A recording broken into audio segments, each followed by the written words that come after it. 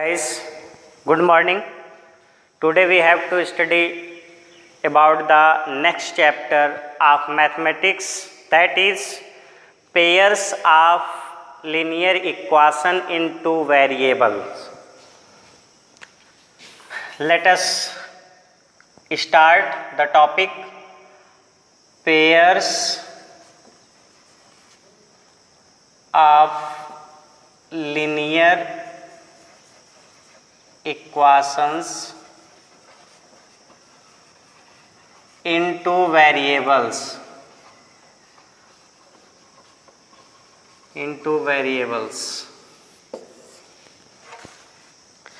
तो इसमें हमें पढ़ना है क्या, pairs of linear equation in two variable means pairs means समझा रहे हैं। पेयर मीन्स कोई जो भी ऑब्जेक्ट हो, जो भी चीज़ हो, उसके दो नंबर्स लिए जाएं उसके, तो वो पेयर हो जाता है।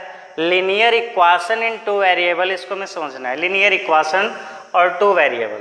तो लिनियर के बारे में हमने पॉलिनोमियल में पढ़ा था, लिनियर पॉलिनोमियल, तो उससे हम समझ सकते हैं लिनियर मीन्स क्या होता है।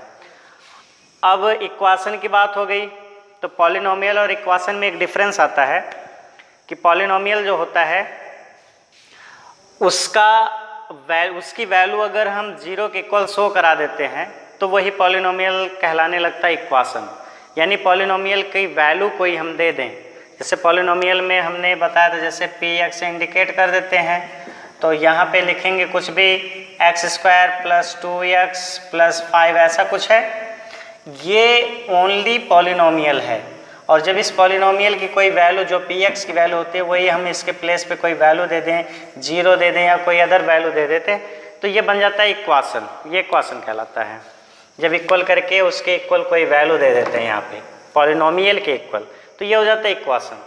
और लिनियर का क्या मतलब है, लिनियर मीन्स होता है कि ऐसा पॉलिनोमियल होना चाहिए, यहाँ पे जब हम पॉलिनोमियल को इक्वेशन बना देते हैं, इक्वेशन का फॉर्म दे देते हैं, तो हम कह सकते हैं कि ऐसा इक्वेशन होना चाहिए जिसकी डिग्री, जिसकी हाईएस्ट पावर वेरिएबल की कितनी होनी चाहिए, 1 पावर वाले, 1 एक्सपोनेंट वाले या 1 डिग्री वाले वेरिएबल्स आने चाहिए।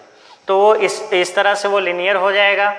अब अगर इसको लिनियर हमें बनाना है तो यहाँ पे देख लेंगे, ये हो जाएगा लिनियर क्योंकि इसकी डिग्री 1 कहलाएगी। लेकिन यहाँ पे लास्ट में क्या लिखा है, इन टू वेरिएबल्स, यहाँ पे जो वेरिएबल्स हैं वो 2 टाइप के वेरिएबल्स होने चाहिए। यहाँ पे ओनली x है। अब अगर हम x² कर रहे हैं तो ये भी 1 वेरिएबल में होगा क्योंकि 1 टाइप का वेरिएबल है। इसी को अगर हम चेंज करके यहाँ पे 2 वेरिएबल अगर करना चाहते हैं तो कुछ इस तरह का होगा, ये जैसे 2x + 3y + 5 = 0। ओनली 5 लिख रहे हैं तो ये पॉलिनोमियल का फॉर्म होगा, और इसके इक्वल 0 कर दे रहे हैं तो ये हो जाएगा इक्वेशन। ये इक्वेशन बन गया है। तो हमने बताया ना, पॉलिनोमियल के इक्वल कोई भी वैल्यू रख देते हैं, चाहे वो 0 है या कुछ कोई भी न्यूमेरल वैल्यू हो, तो वो पॉलिनोमियल कहलाने लगता है इक्वेशन। अब इस इक्वेशन में हमने बताया क्या लास्ट में लिखा है, 2 वेरिएबल्स। यहाँ पे देख रहे हैं 2 टाइप के वेरिएबल, एक x है और दूसरा क्या है, y। टाइप उसका 2 होना चाहिए, ये नहीं कि एक ही वेरिएबल 2 बार आ गया तो उसको हम कह देंगे 2 वेरिएबल, नहीं। 2 वेरिएबल का मतलब है कि वेरिएबल 2 टाइप्स के होने चाहिए। तो यहाँ पे देख रहे हैं 2 टाइप्स के वेरिएबल्स हैं, इसलिए हम 2 वेरिएबल्स कर देंगे इनमें। और लिनियर इक्वेशन की बात की जा रही है तो इनकी हाईएस्ट पावर दोनों की क्या है, 1 है, इसलिए ये क्या हो जाएगा, लिनियर इक्वेशन। तो linear equation in two variable ये इसी फॉर्म में आएंगे कुछ। और इसके स्टैंडर्ड फॉर्म की अगर हम बात करते हैं तो यहाँ पे ये कुछ इस तरह से हो जाएगा, जैसे ax + by + c = 0। ये स्टैंडर्ड फॉर्म हो जाएगा किसी भी लिनियर इक्वेशन का जो 2 वेरिएबल में हो। यहाँ पे 2 वेरिएबल हैं जहाँ पे a b c ये क्या है कि कोई भी इंटीजर या कोई भी नंबर से, ये ठीक है, किसी टाइप का नंबर हो सकता है, पॉजिटिव हो सकता है, नेगेटिव हो सकता है, इंटीजर हो सकता है, रेशनल में भी हो सकता है, कुछ भी हो सकता है, कोई एक नंबर है ये। तो अब यहाँ पे हम बात कर रहे हैं पेयर्स हमें दिखाना है। पेयर्स मीन्स इसी टाइप की इक्वेशन 2 होने चाहिए, 2 इक्वेशन इसी टाइप के जो 2 वेरिएबल में हो और लिनियर भी हो। तो इसको हम अगर शो करना चाहते हैं इस तरह, तो ये कर दें 1 इक्वेशन फर्स्ट के लिए यहाँ 1 1 लगा दें, और इक्वेशन सेकंड के लिए a2x + b2y + c2 = 0। तो ये इक्वेशन फर्स्ट हो गया, ये इक्वेशन सेकंड हो गया। तो इस तरह से 2 पेयर बन जाते हैं। ये पेयर है किसका, लीनियर इक्वेशन का इन टू वेरिएबल्स। तो इस तरह से ये लीनियर इक्वेशन जो टू वेरिएबल में है इनका ये स्टैंडर्ड फॉर्म है, और जब हम पेयर में लिख रहे हैं यानी दो इक्वेशन लिखेंगे तो ऐसे कुछ वैल्यू दे देते हैं। अच्छा, ज़रूरी नहीं हमेशा A1 B1 C1 या कुछ दे दें, या हम कुछ भी कर सकते हैं, कोई भी वैल्यू उसकी हो सकती है। यहाँ पे शो करने के लिए हमने इसको दिखा दिया है। तो ऐसे ये कुछ जो है हमारा ये पेयर्स ऑफ लीनियर इक्वेशन होता है टू वेरिएबल का। अब इसमें देख लेते हैं कि प्रीवियस क्लास में हम पढ़ के आए हैं कि ये जो इक्वेशन होते हैं ये अगर हम इनको नंबर लाइन पे प्लॉट करते हैं, नंबर लाइन पे अगर इसको शो करते हैं तो ये तीन सिचुएशंस बनाते हैं, और उन तीन सिचुएशंस में इनका पहला सिचुएशंस ये आता है कि व्हेन, और किसके लिए, पेयर्स ऑफ लीनियर इक्वेशन, यानी वहाँ पे दो इक्वेशन होना चाहिए। वो दो इक्वेशन जो होते हैं दो लाइन को शो करते हैं, वो रिप्रेजेंट करते हैं। तो इसके तीन सिचुएशंस बनते हैं उन दोनों लाइंस के। पहला सिचुएशन बनता है कि जब वो इंटरसेक्ट करते हैं किसी एक पॉइंट पे, इंटरसेक्ट करते हैं when two lines intersect at A point, और दो लाइन है तो एक ही पॉइंट पे इंटरसेक्ट इस तरह करेंगे जब, तो इसका सिचुएशंस ये इस तरह होगा कि ये लाइन से ऐसे दिखाएंगे, ये एक पॉइंट पे इंटरसेक्ट करेगा। और दूसरा क्या है कि when both the lines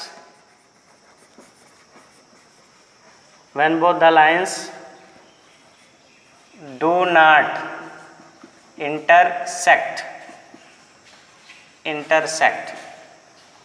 each other,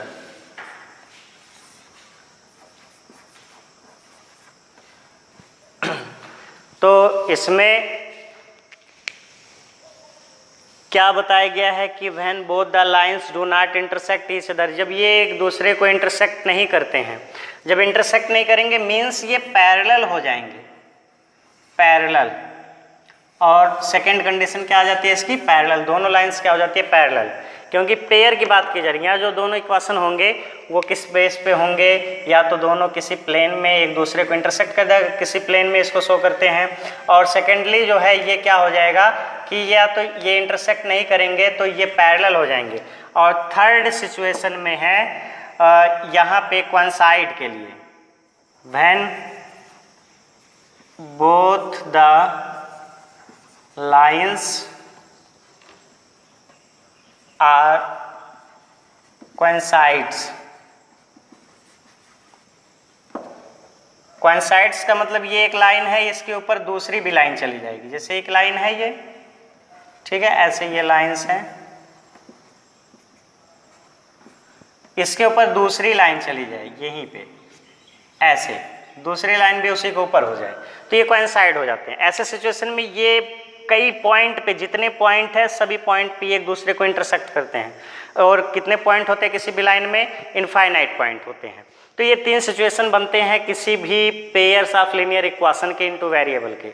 हम इस पे कुछ एग्जाम्पल आप लोगों के सामने दिखा देते हैं जिससे आप लोग अच्छी तरह इसको समझ पाएंगे। तो एग्जाम्पल को हम देखते हैं इसमें। तो ये रहा क्वेश्चन, जो हम एग्जाम्पल देख लेंगे, pairs of linear equation in two variables. इसमें क्वेश्चन हमारे ये है, the cost of 2 kg of apples and 1 kg of grapes on a day was found to be ₹160. After a month the cost of 4 kg apples and 2 kg of grapes is ₹300. Represent the situation algebraically and geometrically. तो इसको algebraically और geometrically दोनों में represent करना है। तो देखते हैं इस क्वेश्चन के सॉल्यूशन को। यहाँ पे सॉल्यूशन इसका देखते हैं। तो ये दो सिचुएशन यहाँ बन रहे हैं।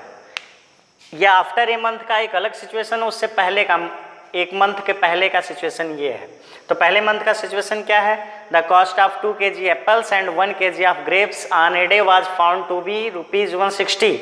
मीन्स ये है कि अगर हम जो है एक मंथ पहले की बात है कि 2 किलो जो है एप्पल सेब खरीदते हैं, 1 kg जो है ग्रेप्स अंगूर खरीदते हैं, तो उन दोनों का टोटली कॉस्ट इंक्लूडिंग करके हमें 160 रुपीज़ देना पड़ता है।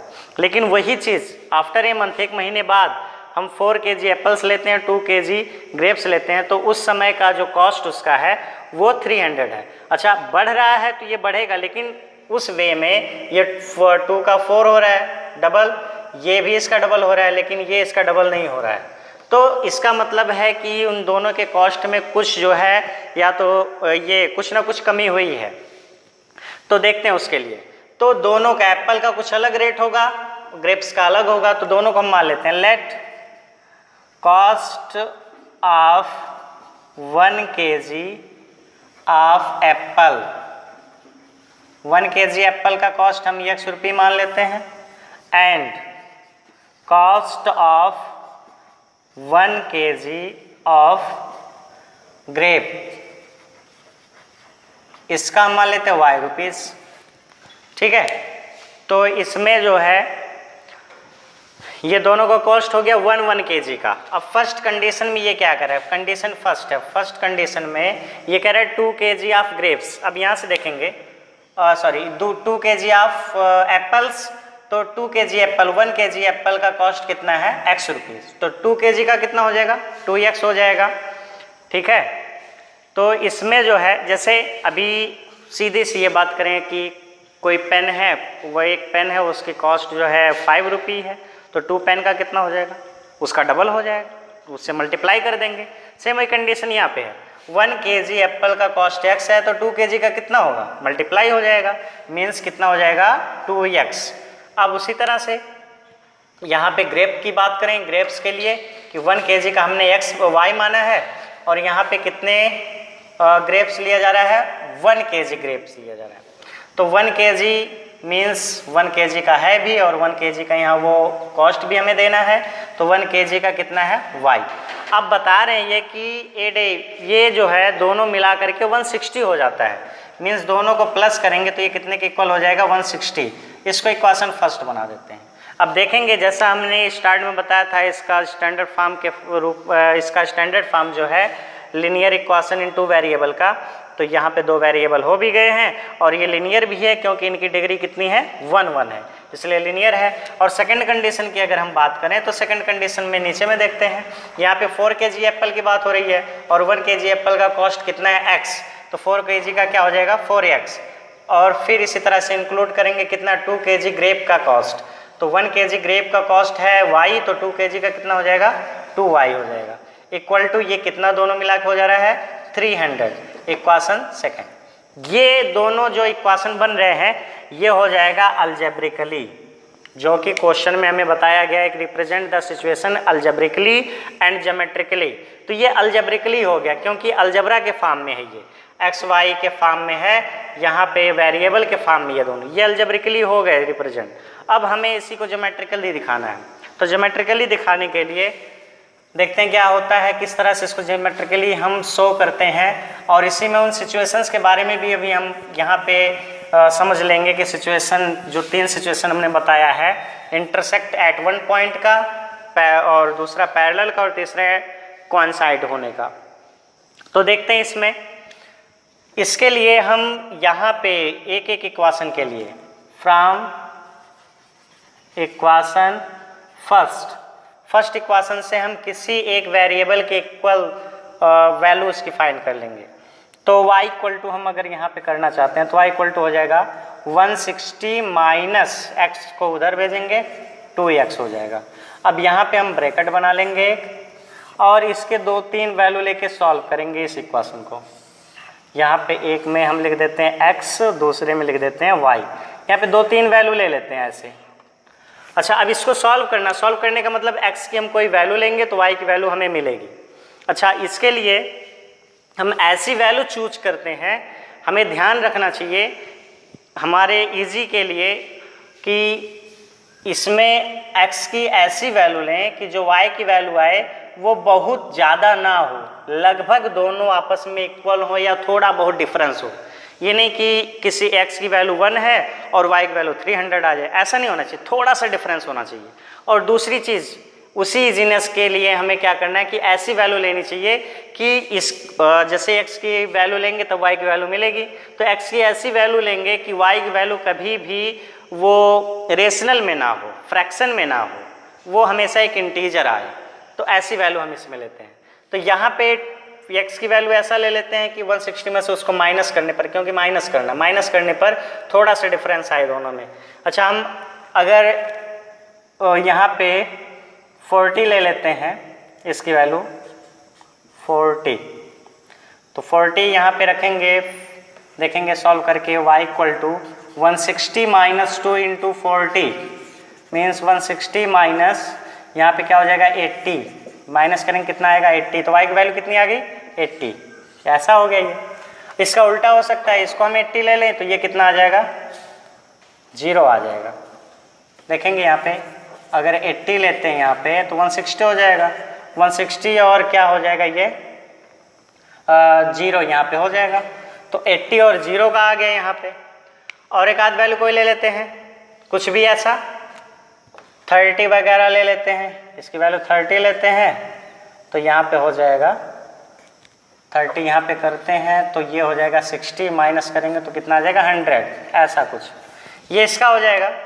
और सेकंड वाले इक्वेशन के लिए देख लेते हैं, यहीं पे सेकंड वाला इक्वेशन फ्रॉम इक्वेशन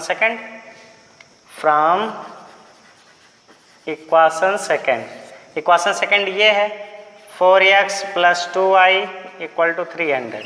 यहाँ पे भी y के इक्वल वैल्यू फाइंड करते हैं, 300 माइनस 4x, फिर या y इक्वल टू हो जाएगा 300 माइनस 4x अपान ये मल्टीप्लाई इधर आके डिवाइड हो जाएगा, 2 हो जाएगा। अब इसके बाद इसका टेबल बना लेते हैं। टेबल बनाएंगे यहाँ पे तो ऐसे ही कोई 3 कॉलम इसका भी बना लेते हैं। यहाँ पे x हो जाएगा, ये y। अब x की ऐसी वैल्यू लेंगे, वही बताया हमने कि यहाँ पे ऐसी वैल्यू लेंगे कि y की वैल्यू भी मिनिमम आए, दूसरी चीज़ ये हो कि ये रेशनल या फ्रैक्शन में ना हो, ये एक इंटीजर होना चाहिए। तो ऐसी वैल्यू लेते हैं, तो क्या ले लेते हैं यहाँ पे x की वैल्यू कि माइनस करने पर उसके बाद 2 से डिवाइड करने पर एक इंटीजर मिले और मिनिमम वैल्यू मिले। तो यहाँ पे y इक्वल टू कितना ले लें, कुछ भी, यहाँ पे आप पूरी तरह से फ्री हैं, कुछ भी कर सकते हैं, कुछ भी वैल्यू ले सकते हैं, उसमें कोई बाउंडेशन नहीं कि आपको इतना लेना है या इतना लेना है। लेकिन हाँ ये ध्यान रहे कि अपने जो है इजीनेस के लिए कि वैल्यू छोटा आना चाहिए और फ्रैक्शन में नहीं आना चाहिए। तो यहाँ ले लेते हैं, अगर हम 60 ले लें x की वैल्यू, 300 माइनस 4 इंटू 60 अपान 2, तो 300 माइनस 240 अपान 2, ये हो जाएगा 60 अपान 2 मीन्स कितना आ जाएगा 30। हमने यहाँ पे x की वैल्यू क्या लिया 60, x की वैल्यू 60 हो गई तो y की वैल्यू कितनी आ गई 30। ये चीज़ें हैं। अब इसी का उल्टा कर दें, इसका 30 ले लें, इसको अगर 30 लेते हैं तो 120 माइनस करेंगे तो आ जाएगा यहाँ पे 180 अपान 2 मीन्स कितना आ जाएगा 90 आ जाएगा। ऐसे कुछ और वैल्यू ले लेते हैं, यहाँ पे 75 ले लेते हैं, तो 75 लेंगे तो ये 0 आ जाएगा, ऐसा कुछ हो जाएगा। इसी तरह से टेबल हम बना लेंगे। टेबल बनाने के बाद हमें इसको ग्राफिकली इसको शो करना है, तो ग्राफ पे शो करेंगे। तो ग्राफ में हम x और y ग्राफ बनाएंगे इस तरह से, ये ग्राफ हो जाएगा ऐसे। अच्छा, अब इस पे ग्राफ के लिए ये तो 0 पॉइंट होता है, ये 0 है, इसके इधर पॉजिटिव आप जानते हैं नंबर लाइन पे, इधर नेगेटिव होता है लेफ्ट में, अप जो पॉजिटिव और डाउन जो होता है वो नेगेटिव होता है। इसमें हम सब में जो नंबर्स हैं उस नंबर का सबसे बड़ा नंबर देख लेते हैं क्या है, वो 100 है। दोनों कॉलम में मिला के, दोनों बॉक्स में मिला के 100 है। तो 100 है, हम इसको 1 2 शो करेंगे तो 100 तक नंबर लिखना होगा, इसलिए थोड़ा बड़ा नंबर ले लेते हैं। और बड़ा नंबर हम 10 से स्टार्ट कर लेते हैं, 10 20 30 40 50 60 70 80 90 और ये हो जाएगा 100, ऐसा। इसी तरह इधर भी ले लेते हैं, इधर नेगेटिव में होना शुरू हो जाएगा, -10 -20 -30 -40 -50 -60 -70 और फिर इधर जो है -80 -90 फिर इधर जो हो जाएगा -100। उससे ज़्यादा हो जाना चाहिए, कम नहीं होना चाहिए। वही चीज़ नीचे हम देख लेते हैं। डाउनवर्ड जो है माइनस होता है -10 -20 -30 -40 -40 -50 -60 -70 -80 -90 -100। अब जाएंगे तो ये पॉजिटिव होगा वही चीज़। ये एक्स एक्सिस है और ये वाई एक्सिस है, तो यहाँ पे हो जाएगा +10 20 30 40 50 60 70 80 90 और ये 100। ये चीज़ें अब इन्हीं को शो करना है। फर्स्ट इक्वेशन के लिए अगर हम देखते हैं, फर्स्ट इक्वेशन का जो बॉक्स बना उस बॉक्स, इसी दोनों बॉक्स की ज़रूरत अभी हमें है। अब x पे देखते हैं ये कितना मिल रहा है, 40 प्लस में पॉजिटिव 40 है, तो उस समय y पे कितना मिलता है +80, यानी इस पर हम प्लस प्लस ये दोनों है, ये x पे +40 है तो y पे उस समय प्लस क्या मिलता है 80।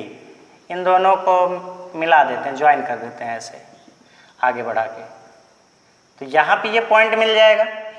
फिर 80 है x पे और 0 है y पे, 0 y पे इधर से भी यहीं 0 आएगा, इधर से भी यहीं 0, तो y का 0 हो गया और x का क्या हो गया 80, मीन्स ये पॉइंट यहाँ पे बनेगा। ठीक है, अब हम पॉइंट पे इंडिकेट भी कर सकते हैं, यहाँ पे 40 और ये 80 का बनेगा और ये 0 और 80 और 0 का बनेगा। पहले x को लिखते हैं इसमें, x एक्सिस की वैल्यू को, फिर 30 और 100 का है, x पे 30 और इस पे 100 का है, 30 और 100 का, ऐसा कुछ ये हो गया।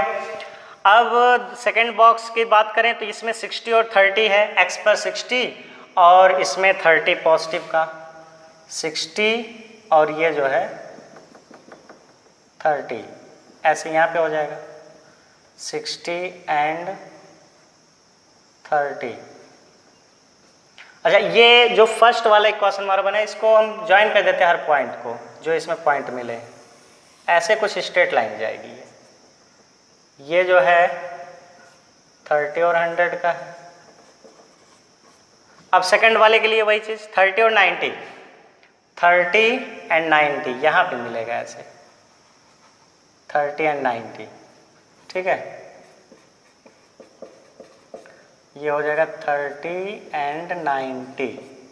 फिर 75 0, 75 इसका आएगा कहीं यहाँ बीच में, ये यहाँ पे 75 और ये 0 तो इस पे आएगा, तो 75 और 0 यहाँ पे होगा। यहाँ का हम ये दिखा देते हैं कि ये क्या है 75 एंड 0।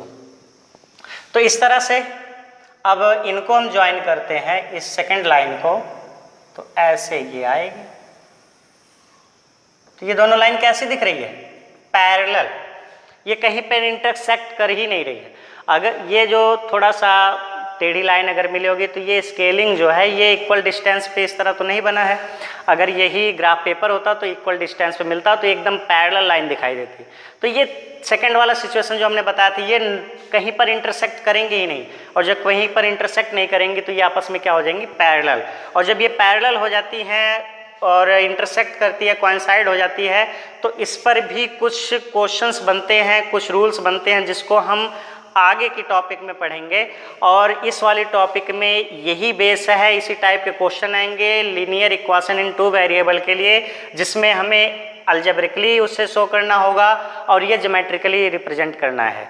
तो इस बेस पे आप एक्सरसाइज 3.1 को सॉल्व कर सकते हैं। और आज की वीडियो में इतना ही। Okay, thanks.